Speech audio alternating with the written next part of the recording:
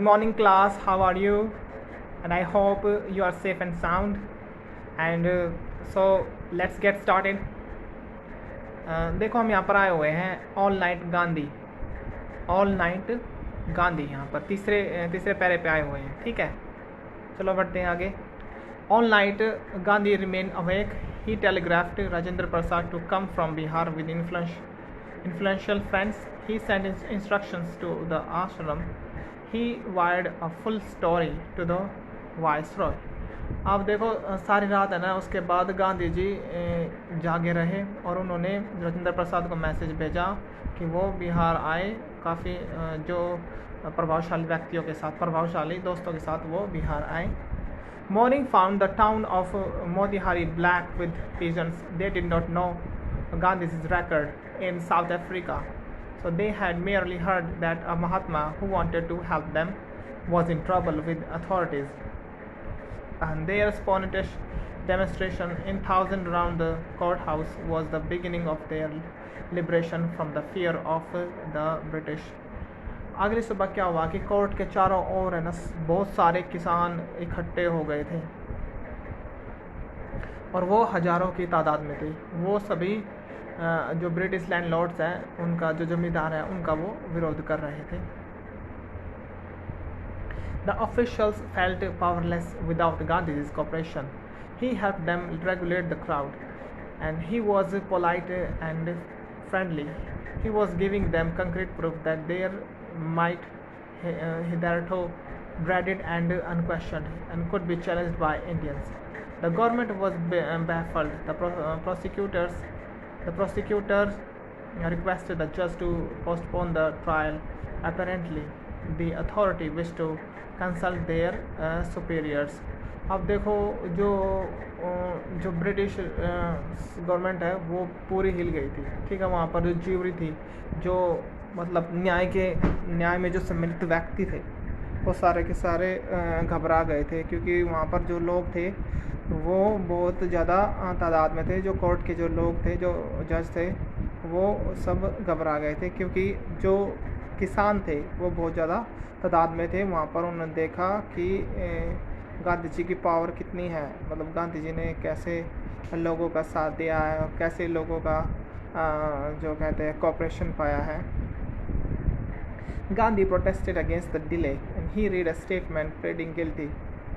He was involved. He held the court in a court of duties, and on the one hand, not to set a bad example as a lawbreaker, on the other hand, to render the humanitarian and rational service for which he had come. He disregarded in the order to live, and not for want of respect for lawful authority, but in obedience to the higher law of your being, the voice of conscience. He asked the penalty to.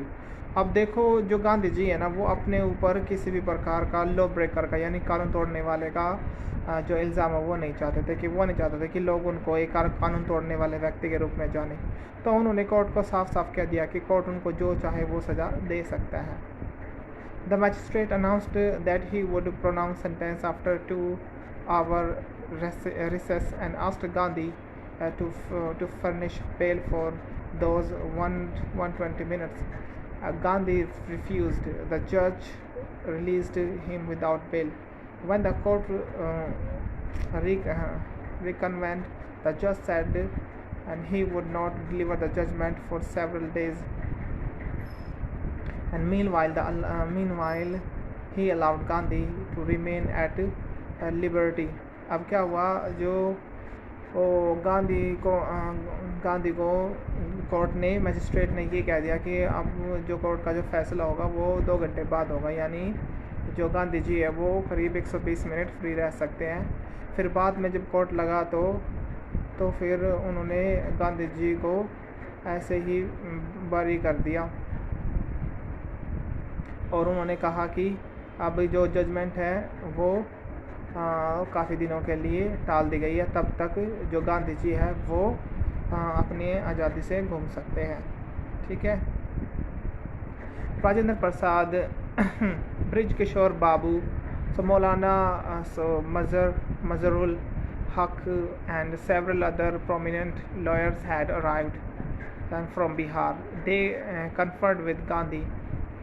What would they do if he was sentenced to prison? Gandhi asked. Why, the senior lawyer replied, they had come to advise and help him, and if he went to jail, and there would be nobody to advise, and they would go home. So, what about the injustice to the sharecroppers? Gandhi demanded. The lawyers withdrew to consult. Rajendra Prasad had recorded the upshot of their consultations. They thought amongst themselves that Gandhi was totally a stranger, and yet he was prepared to go to prison for the sake of the prisons. And if they, on the other hand, being not only residents of the adjoining districts, but also those who claim to have served these peasants should go home, it would be shameful desertion. अब क्या हुआ कि जो राजेंद्र प्रसाद है, जो प्रसिद्ध lawyers है, वकील है, उनके साथ वहाँ पर पहुँच गए जहाँ पर केस हो रहा था, और उन्होंने गांधी जी से बात की. उन्होंने कहा कि वो गांधी जी की हेल्प करने आए हैं और वो उनको सलाह देने के लिए आए हैं. और गांधी जी ने पूछा अगर मैं वहाँ जेल में चला गया तो तुम क्या करोगे? ठीक है. तो इसके बाद वो सोचते हैं कि जब गांधी जी एक अजनबी होकर हमारे किसानों के लिए इतना कुछ कर रहे हैं, तो हम क्यों ना करें, हम तो वहाँ के रहने वाले भी हैं. तो उनको बहुत शर्म आई. तो उन्होंने कहा कि हम भी, अगर गांधी जी जेल गए तो हम भी जेल चले जाएंगे. They accordingly went back to Gandhi and told him they were ready to follow him into jail. The Battle of Champaran is won, he exclaimed. Then he took a piece of paper and divided the group into pairs, put down the order in which each pair was to court arrest. अब देखो, उन्होंने अब गांधी जी ने उनके ना group बना दिए कि अगर किस को जेल जाना है, अगर कोई उनको पकड़ने आए तो किस ग्रुप में किस को जेल जाना है. ठीक है. Several days later, Gandhi received a written communication from the magistrate informing him that Lieutenant Governor of the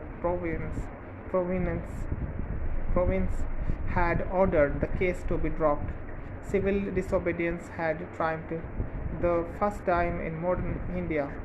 अब कुछ दिनों के बाद फिर गांधी जी के पास एक लेटर आता है कि जो वो केस है वो उसको छोड़ दिया गया है, सरकार ने उसको छोड़ दिया है.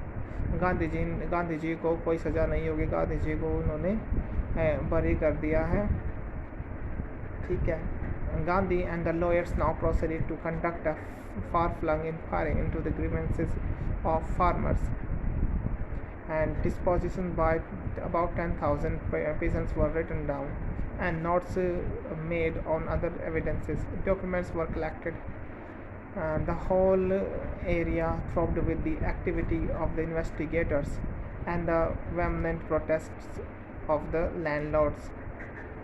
अब क्या था कि चारों ओर